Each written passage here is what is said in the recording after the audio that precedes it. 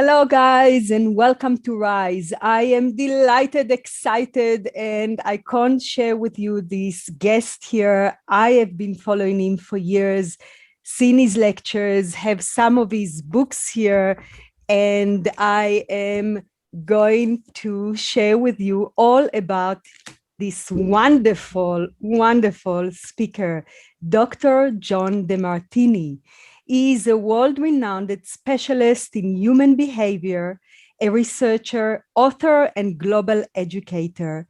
He was just recently selected as Top Human Behavior Specialist of the Year for 2020 by the IAOTP for his outstanding leadership and commitment to the profession. Dr. John Demartini is the founder of the global education organization, the Demartini Institute, which has over 72 courses on self-development, life mastery, and leadership in its extensive curriculum. Dr. Demartini's knowledge is the culmination of over 48 years of cross-disciplinary research. As an educator, he travels full-time around the world, maybe not so much in COVID, addressing both public and professional audiences in media, talks, seminars, and consultations, where he teaches people self-governance and how to develop their leadership and empowerment in all areas of their lives. Dr. Demartini is a dynamic, result-driven leader who has demonstrated success not only as one of the world's leading human behavioral specialists, but also as an executive coach who has studied over 30,000 books across all the defined academic disciplines and has synthesized the wisdom of the ages, which he shares on stage in over 100 countries. Dr. Demartini is the author of over 40 self-development books, including the bestseller, The Breakthrough Experience, and his new global release, The Values Factor. He has produced an extensive library of CDs and DVDs that cover topics ranging from financial mastery to business mastery, relationship development to health and healing, the art of communication to inspiring education and leadership. He has been featured in film documentaries such as The Secret, The Opus, and Oh My God, alongside Ringo Starr, Seal, and Hugh Jackman.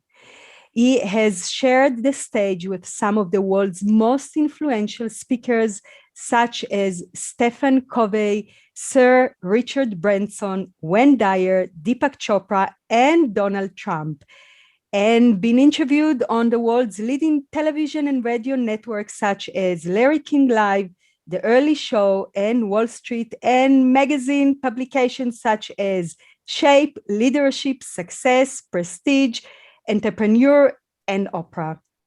Oh my God, welcome, welcome, welcome. Thank you.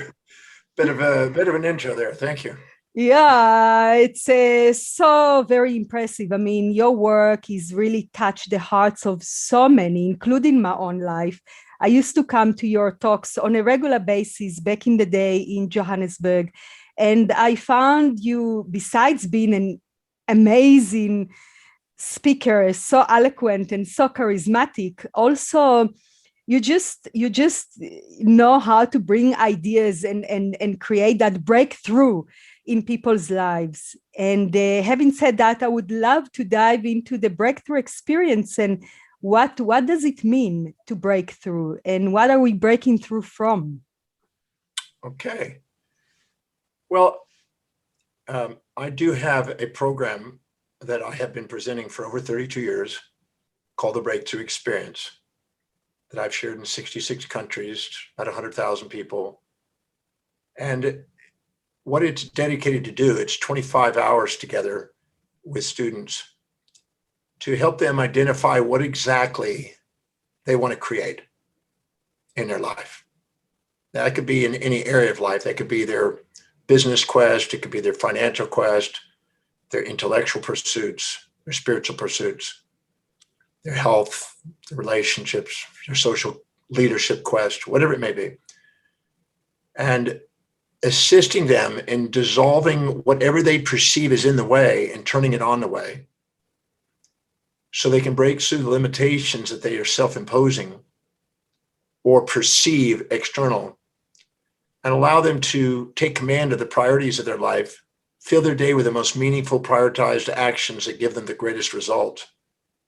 Learn to delegate lower priority things, because without that, they don't end up with an inspired life. And not subordinate themselves to the outside world, living in the shadows of anyone, but giving them permission to stand on the shoulders of giants, and learning how to translate ideas into realities with step-by-step formulas that have been proven to work through many decades. So it's a very, very experiential workshop. It's not for thousands of people. It's for people who are dedicated to mastering their life and want to empower all areas of life. I tell people that if you don't empower yourselves intellectually, you'll be told what to think. If you don't empower yourselves in business, you'll be told what to do. If you don't empower yourselves in finances, you'll be told what you're worth. If you don't empower yourselves in relationships, you'll be doing honeydew stuff around the house that's not inspiring. If you don't empower yourself socially, you'll be told what propaganda and misinformation that you're going to follow. If you don't empower yourselves in health-wise, you'll be told what drugs to take and organs to remove. And if you don't empower yourself spiritually, you'll possibly subordinate to an antiquated dogma. So giving yourself permission to shine, not shrink, and stand out, not fit in, and to empower your life in each of these areas and master your life is what the breakthrough experience is about. And I love delivering that. I've done it 1,129 times. That's many times. And I'm sure many people have managed to really excel to the next level of their evolution, which is really what this summit is all about, right? I think the times at the moment, especially as we transition into a new era, into a new world, requires people to own their life completely, right? To take responsibility for what they want to be and really activate their gifts, right? Because we all came here with a set of gifts and qualities that are very unique and very needed, and to be shared in the world, however they happen to be shared, even if it's just in the family unit. And really this is our audience right here, people that are willing to take the responsibility to break through and move to the next level. And I would love to hear more of your wisdom, what this process entails. Well, every human being lives by a set of priorities, a set of values, things that are most to least important in their life. And whenever they are doing the actions that are aligned and congruent with what they value most, they excel. They automatically are spontaneously inspired to act on them. They build momentum with achieving them. They expand their space and time horizons and give themselves permission to create something more of a legacy-oriented instead of just existence. They automatically exemplify leadership. And whenever they're doing something low on their values, they're going to shrink, not shine. They're going to need motivation, which is a symptom, never a solution for humanity, to keep them focused. And I'm a firm believer in identifying what those values are and sticking to high priorities. On my website, drdemartini.com, I have a value determination process that is complimentary. It takes about 30 minutes of their time. It's private, to help an individual identify really what their life demonstrates is important to them, not what they fantasize. Many people subordinate to the outer influences of the world around them, mothers, fathers, preachers, teachers, mores, conventions, traditions around them, and cloud the clarity of their own true calling. And then in the result, trying to fit in and conform instead of stand out. And what they do is they shrink. Because anytime you're like a cat trying to swim like a fish, you'll beat yourself up because you're trying to be somebody you're not instead of being authentic. And I really believe that all the symptoms in our physiology, all the symptoms in our psychology, all the symptoms in our sociology and businesses and every area of our life is offering us feedback, guiding us to authenticity, to the expression of the soul, if you will, the real state of unconditional love, as Empedocles described and Aristotle described, and giving ourselves permission to live authentically by priority in what is deeply meaningful, and doing something that's sustainably fair exchanged with other people, so you have remuneration for services, so you can do what you love and love what you do on a daily basis, liberates you from the bondage of the, you might say, disempowered and quiet life of desperation, as Thoreau would describe. And we're here to do something extraordinary. We're not here to play small. We're here to do something extraordinary on the planet. That's our nature. And the magnificence of who we are is far greater than any fantasies we'll ever impose on ourselves.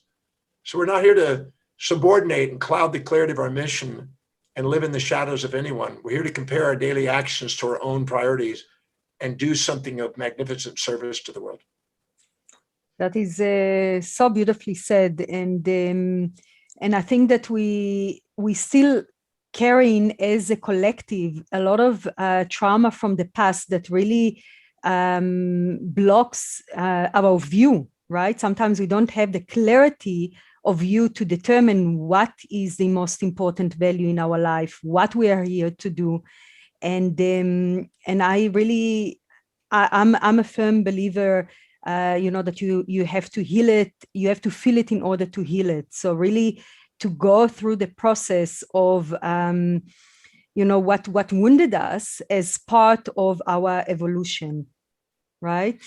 Yes. Well, if we meet somebody and we put them on a pedestal and infatuate with them and are attracted to them, we become conscious of the upsides and unconscious of the downsides. And if we meet somebody that we look down on and resent, we are conscious of the downsides, unconscious of the upsides. So anytime we judge somebody and put them on pedestals or pits and don't put them in our heart with reflective awareness, we have a deflective awareness, and we're too humble to admit what we see in them is inside us. We're too proud to admit what we see in them is inside us. And we split our full consciousness into conscious and unconscious halves. And we're not mindful, we're mindless.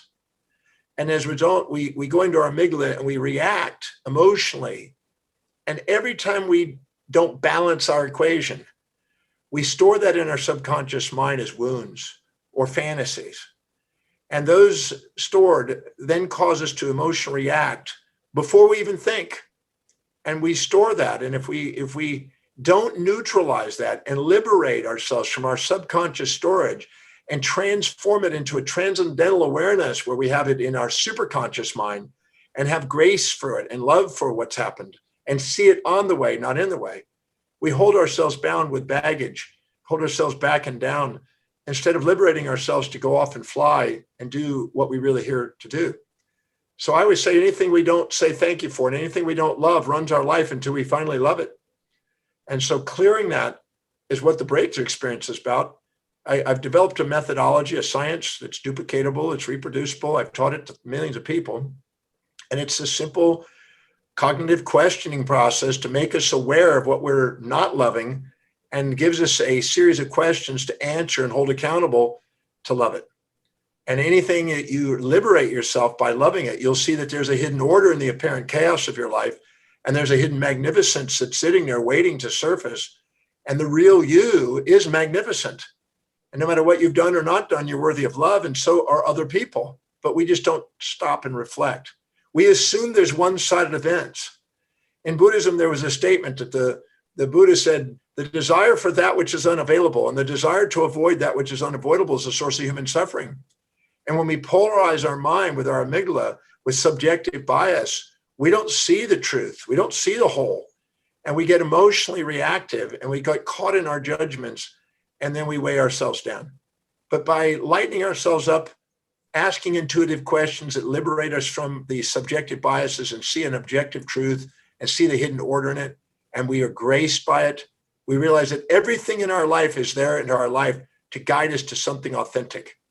If we're too proud to admit or too humble to admit we see things in others, inside ourselves, It's only because the people we resent are reminding us of something we feel ashamed of, or the people we admire are reminding us of things we're proud of, but we haven't been aware of it.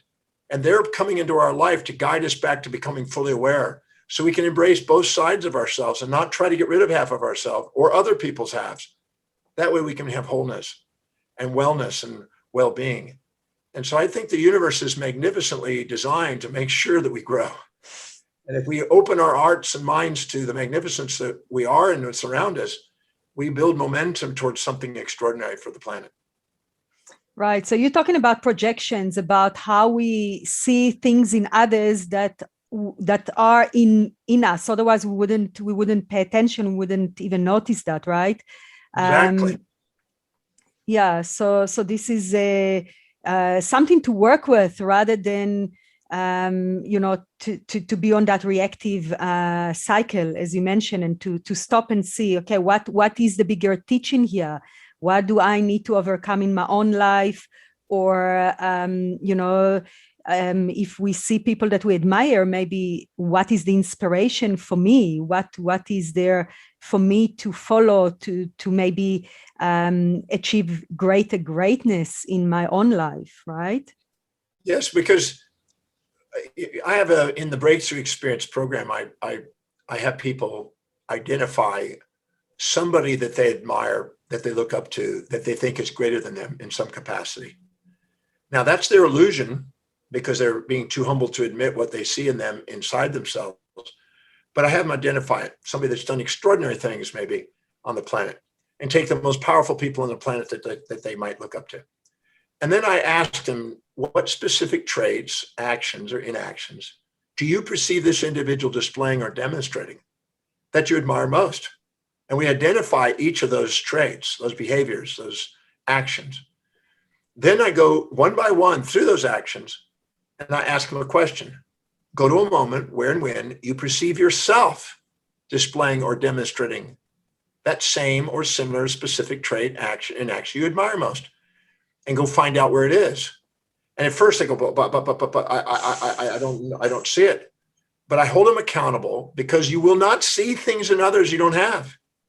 I've proven that in hundreds of thousands of people. So I have them go and I look and make them look. And all of a sudden they discover something that brings tears to their eyes. They realize that it's hiding in there, and they've been too proud to admit it, or too humble to admit it.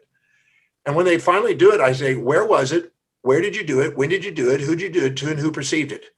And I hold them accountable to get an episodic awareness of it. And then at that moment, I have them do it again and again and again and again, until the quantity and quality of what they perceive in that individual is reflected in themselves 100%. And as they do, they awaken inside themselves a realization that that's not missing in them. See, at the level of the essence of the soul, nothing's missing in us. At the level of the existence of the senses, things appear to be missing in us. The things that appear to be missing in us are the things we're too humble or too proud to admit we have, that we see in other people. Once we own that, the hero and the villain, the great and the lesser, whatever we misperceive, own it, then we have fullness. We have what the Gnostics call pleroma, the fullness of life, mindfulness, if you will. And we realize that there's nothing missing in us then.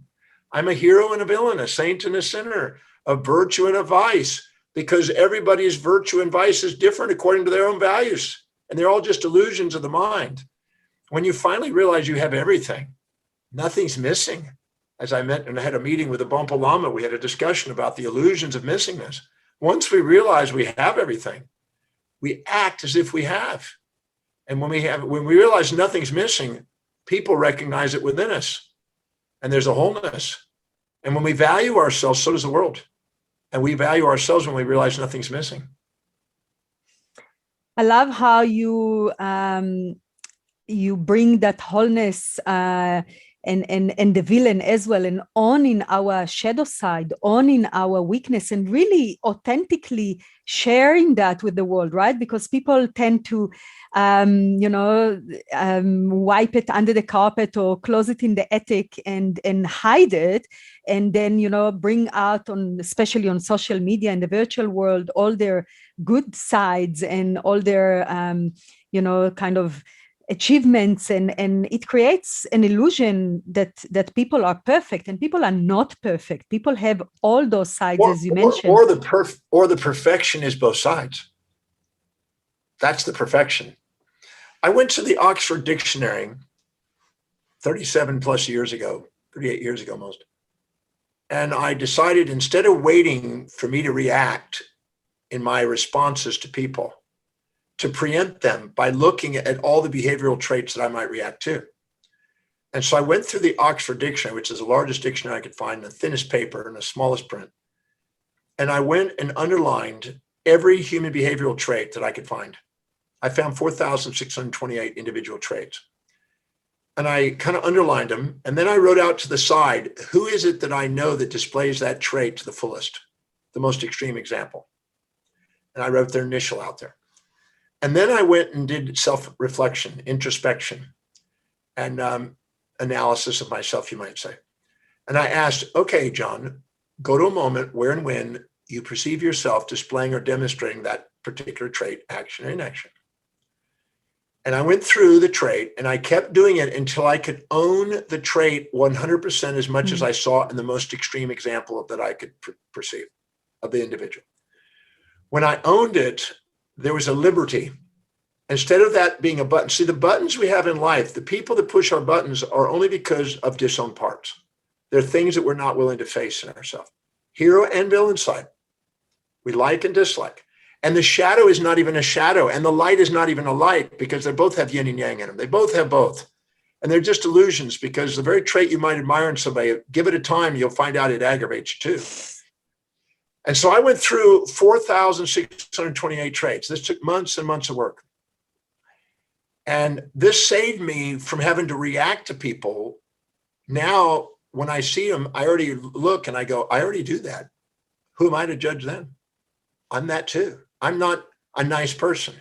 I'm not a mean person. Those are personas. I'm an individual, a whole individual, where if you support my values, I can be nice as a pussycat. You challenge my values, I can be mean as a tiger. I am all the above. I don't need to get rid of any part of myself. I don't need to try to get to be one side. The idea of a moral hypocrisy, of a perfection of one-sidedness, is the delusion that traps people. The wholeness, the perfection, is the embracing of all of it. And when we finally embrace all of that, it doesn't run us, because we're not trying to hide it. We run it. And then we know how to use those behaviors as they're essential, because they are. You won't want to be without all the behaviors. You need them all. And when I went through all the traits, I realized nothing was missing in me. I was kind and cruel and nice and mean and open and closed and peaceful and wrathful and honest and dishonest and giving and taking and generous and stingy and all the above. Deceitful and forthright and quiet and extroverted. I had it all in different moments and different settings. And so I realized that I don't need to get rid of any part of myself to love myself. And I certainly don't need to fix anybody else. They have all the traits too. But I learned that if I can love all those traits and see how they all serve, I can appreciate other people for being who they are. And that's what people want. We all want to be loved for who we are. And the most authentic us is all the above. There's no deletion. And what's interesting is, for many years, people thought they could get rid of some part of themselves. It's such a farce.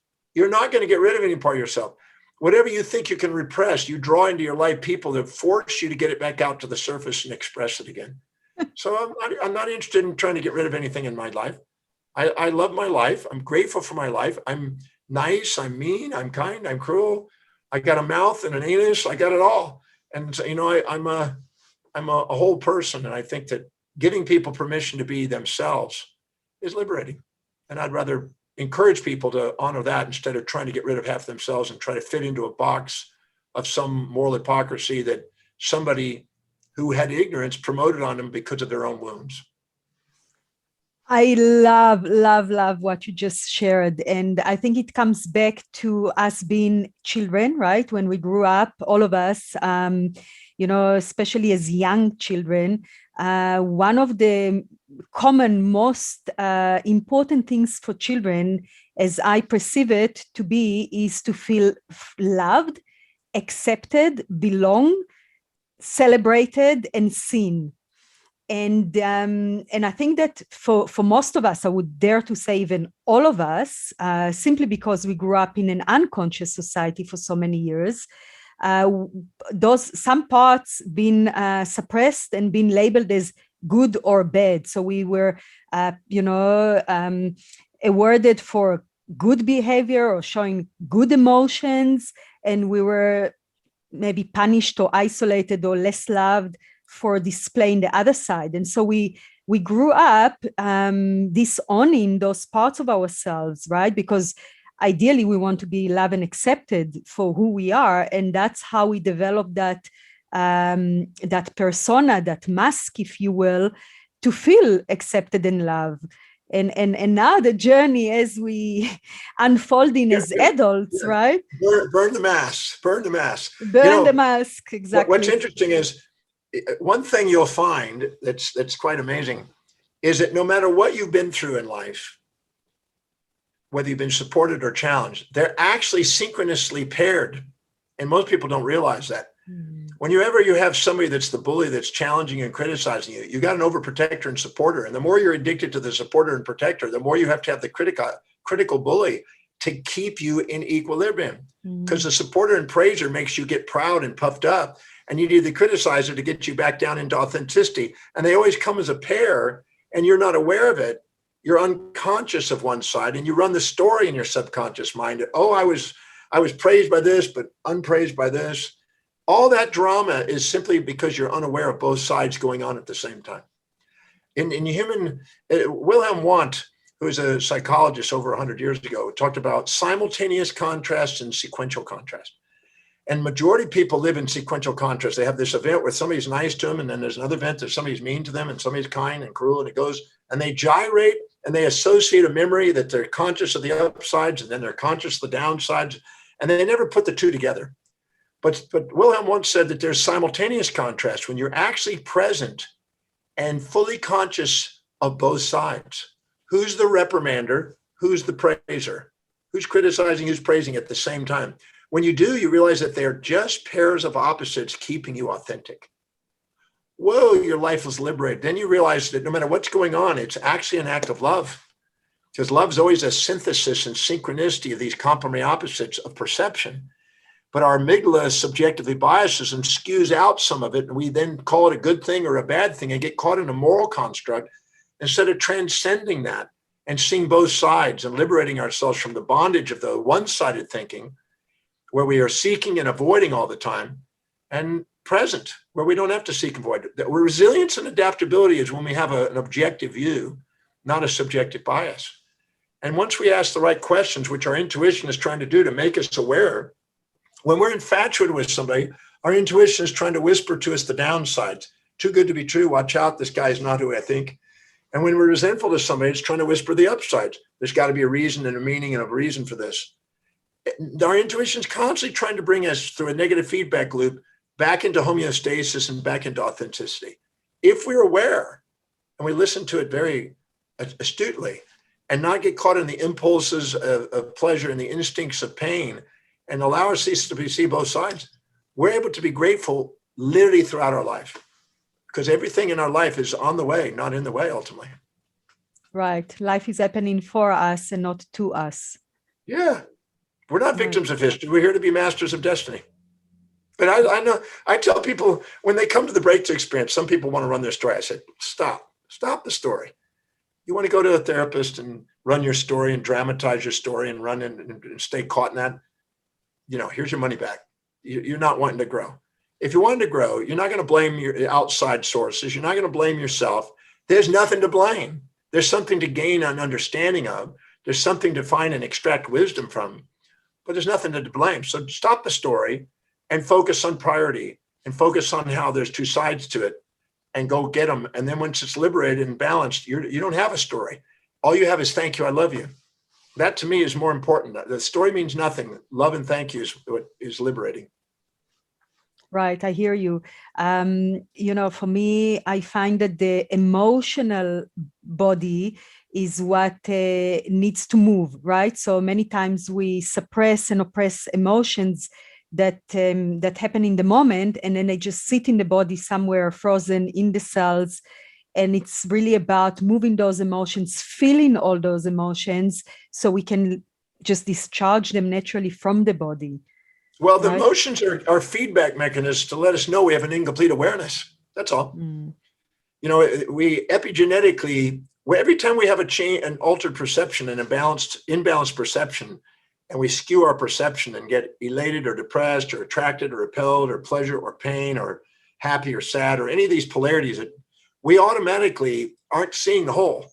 So what we do is we're intuitively led back. But when we have these skewed views, we literally change the transmitters in our brain, change the epigenetic expression, go into the genes, create proteins, create structures, create symptoms as a feedback to let us know we don't have a balanced mind. Once we balance our mind, our physiology normalizes and heals. And all of a sudden, we're grateful for life again. So yeah, all of our emotions are feedback mechanisms to let us know that we haven't seen the whole yet. We're seeing part of it, and we're reacting to an incomplete awareness. So it's there for us. Our emotions are serving us in that respect if we know how to interpret them wisely, and they can guide us right back into the whole. But ultimately, thank you, I love you, and being inspired and grateful and being enthused about your life and being certain and present about your path in life is what it's about. All of those emotions are nothing more than feedback mechanisms to guide us to authenticity. Yeah. Yeah. And I find that, you know, under every pain, if you really dig down, you know, you'll find that it might be sadness, it might be grief, it might be heartache, but and under, there's always coming back to love, right? Well, grief is simply there's only two sources of grief. The grief is the perception of loss of that which you're seeking, that you're infatuated with, or the perception of gain of that which you're resenting and trying to avoid. Those polarities are your own misperceptions. If you put people on a pedestal, you're going to fear their loss. If you put people in a pit, you're going to fear their gain. If you put them in your heart, there's no fear. And there's a feeling of presence. And that's not a grief process. I've been dealing with the grief process since 1984 and helping people through the grief process. It's a science on how to dissolve it. You don't have to sit there and wallow in it. And it's not actually helping your physiology doing it. And it's actually not respecting the individual if they passed away, because I've never met anybody that can honestly say when they die that they want people grieving. They all want people to live their life to the fullest. So that's basically a bit of a selfish act, basically holding on to an incomplete awareness of the whole of that individual and not showing appreciation and love for them. When you really love and appreciate them, it's over with. The grief's done. You're present with them. You feel their presence, whether they're alive or dead. You feel their presence and their contribution to your life. Right. So you don't recommend to take the time to pass through the grief, through the emotions, whether it's crying or. I've taken 4,000 people through the grief process. I did a study at Keio University in Tokyo. We did a study and we took prolonged grief syndromes and we showed them they'd been at least 6 months to years in grief. And we showed them how to dissolve it in 2 hours and 17 minutes was the average time. And they followed them up for 3 months, well, a month, 3 months, 6 months, 1 year, 18 months, no grief. It's simply there's an exercise that can do it. Most people don't believe that's possible. I've been, people go, what? You're supposed to grieve? Absolutely not. That's an antiquated 25,000 year history, habit of people because they just don't know there's options. And once you know the options, you can turn those situations that you think are grieving into absolute thank yous and inspirations. And people don't believe that until they see it. When they see it, it's demonstratable. I get to demonstrate it almost every week. I'm curious. I'm really curious about it now. I've experienced, for instance, when my grandmother died, and that was also in a circumstances that, I haven't seen her for a few years, and she wanted me to come visit her she wanted to see her grandchildren. And I finally bought the ticket to go and see her after years of her begging. And I had the ticket in my hand, and she passed away before I could make it there. And I took 3 days where I went to the beach and I just cried and cried and cried. And by the end of those 3 days, I felt, all that guilt, all that grief really left me, and I was fine. So that was my way to deal with it. But if you have a shorter way, I love to hear it. I have a shorter way.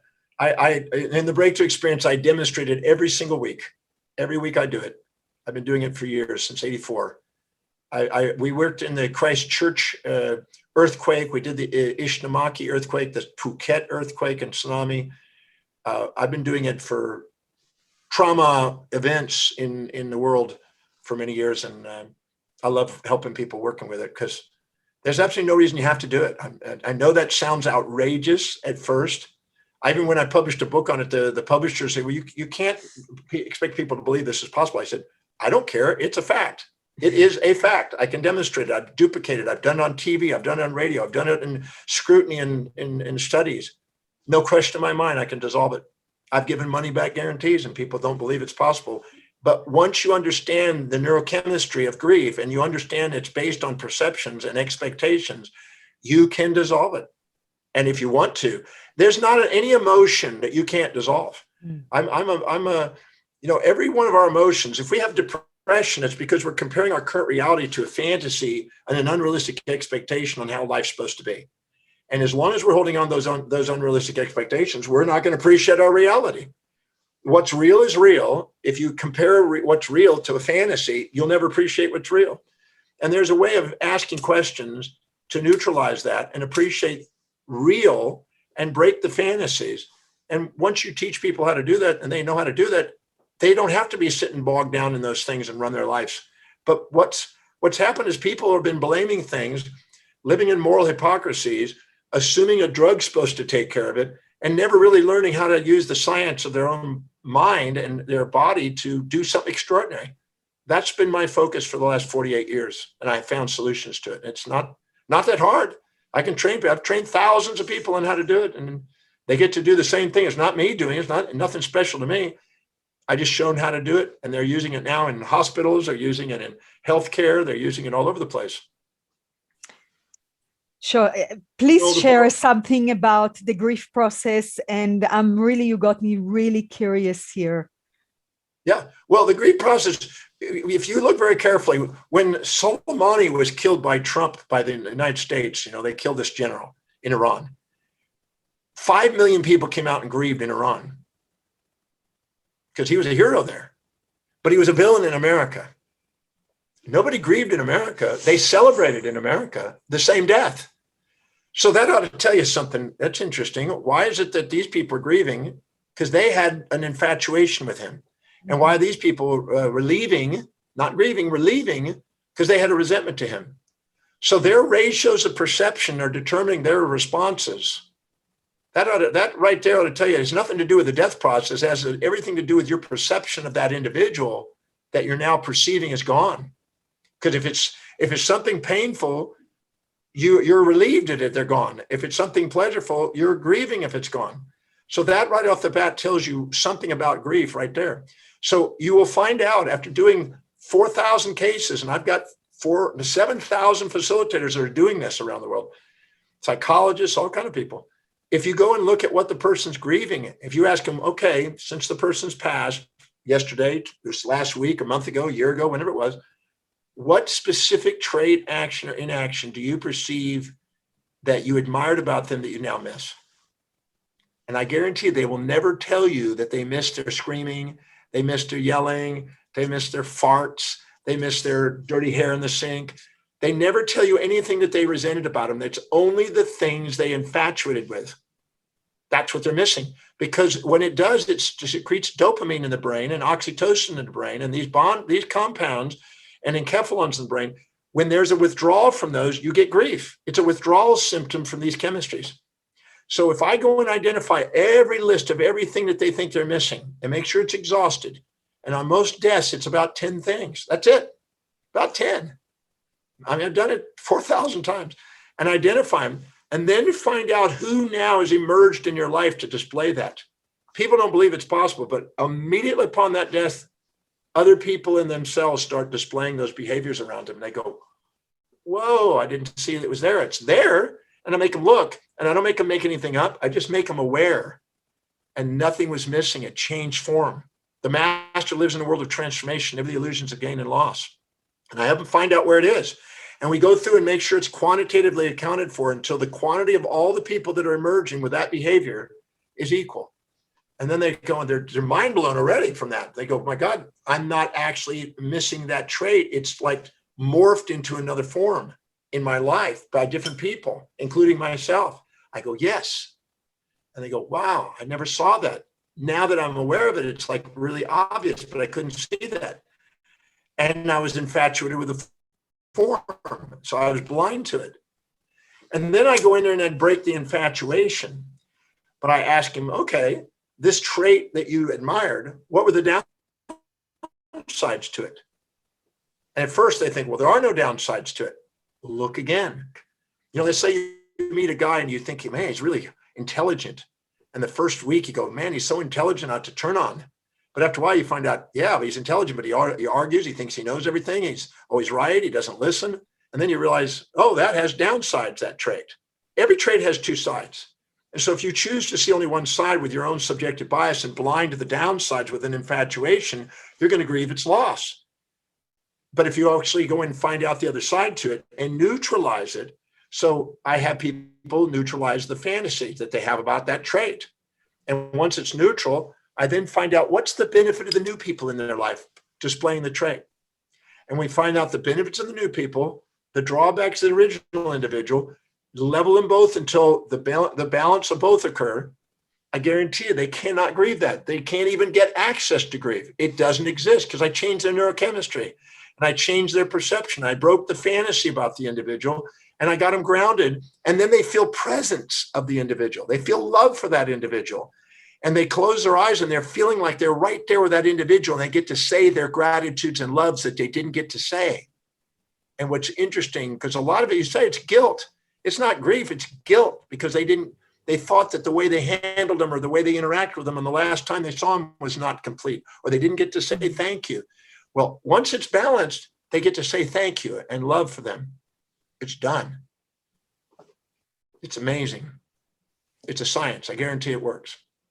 Beautiful. It almost it feels like the same process that you just mentioned about the grief. It's the essence of it is with our villain and hero, right? It's about neutralizing and finding both. You don't grieve the loss of a villain. You only grieve the loss of your hero. You only grieve the loss of the people infatuated. Think about this.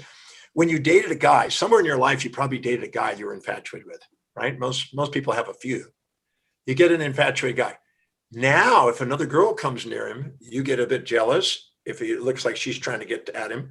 And you think, my God, she could take him away. As long as you're infatuated and you got a fantasy about him, you're going to fear the loss of this guy. But after you've been with him for a period of time and you kind of start resenting him, you're thinking, I want out. You hope a woman comes and takes him away. And you don't grieve the loss of the guy. You celebrate. Let's go out with my girlfriend now. That one's over with. See, the moment you see more positives and negatives, you fear its loss. The moment you see more negative than positives, you fear its gain. When you see it balanced, there's no fear. There's love. And trust. Right? You can only trust people to live in their values, not yours.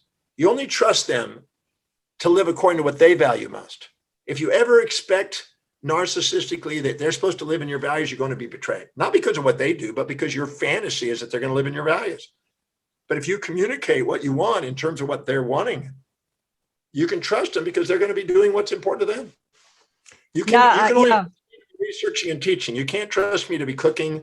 You can't trust me to drive. You can't trust me to go and socialize at a party, and drink or something. I don't do that.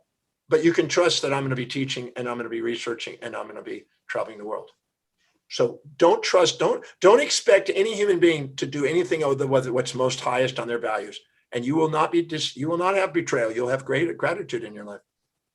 Right. Yeah. I meant more trust, in the holistic ways of the universe, right? More in that sense of things just happen, as you said, to serve us, even if we don't see it in the moment. It's all magnificent once we understand how to master we have control over our perceptions, decisions, and actions. So if we allow ourselves to master perceptions and balance our perceptions so things don't run us, because anything we infatuate with is going to occupy space and time and mind and run us. Anything we resent is going to occupy space and time and run us. But anything we love, we run. We're freed if we love and appreciate. So learning how to change our perceptions and ask questions that balance our perception, that changes our decisions and it changes our actions. And if we act from love, we're acting from inspiration and it's spontaneous and we don't have to be deciding out of fear or fantasy. We're actually acting out of love on a daily basis. And that's very powerful. Wow, that is very powerful. And we're heading towards the end of this amazing conversation. I have gained a lot of wisdom and knowledge, and I'm sure our audience as well. You might have to listen to this talk more than once to really let it sink in. And Dr. Demartini, I really, really honor you and appreciate what you're doing, and you helping to shape the face of humanity. And thank you so much for that. Well, thank you for this great interview. We went down the rabbit hole a bit, and that's great. I tell people, when you look in the mirror, if you compare yourself to anybody else, you're not going to appreciate yourself to the fullest. Or you're going to puff yourself up into inauthenticity, or you're going to beat yourself up into inauthenticity. But if you look in the mirror and don't compare yourself to anybody else, but just compare your daily actions to what's deeply meaningful to you, you'll realize the magnificence of who you are, and you don't need to have any comparisons. And when you do, you'll be grateful for your life, and you'll have so many things to be thankful for. And you'll go and do something incredibly that makes the difference. How are you going to make a difference fitting in and trying to be like somebody else? You're only going to make a difference standing out. Give yourself permission to shine, not shrink, and to stand out and be an unborrowed visionary, not a borrowed visionary of conformity, but do something enormity. Give yourself permission to shine. I love that. It's a motto. I'm taking that, and this is really what it's about. You are individual, unique, magnificent as you are, no comparison, and acceptance and compassion and love to all your what you perceive as weakness or the villain, or right. We all have it. Let's own our shit, right? Yes. It's all part of the picture. Exactly. I have nothing. People ask me one time, "What's your biggest regret?" I don't have a regret. I have nothing to hide or regret in my life. I'm grateful. It's all been all the journey in your life. Everything. If anything you can't say thank you for back there is your own baggage. You're not seeing the whole there. You're seeing illusions. When you look back and really see what it is, you'll see that it couldn't have been any other way. It's a magnificent path. And then you can be grateful for your life. And those that are grateful, they get more to be grateful for in life. Exactly. So dare to shine. There we go. Thank you so, so much, and blessings on your way.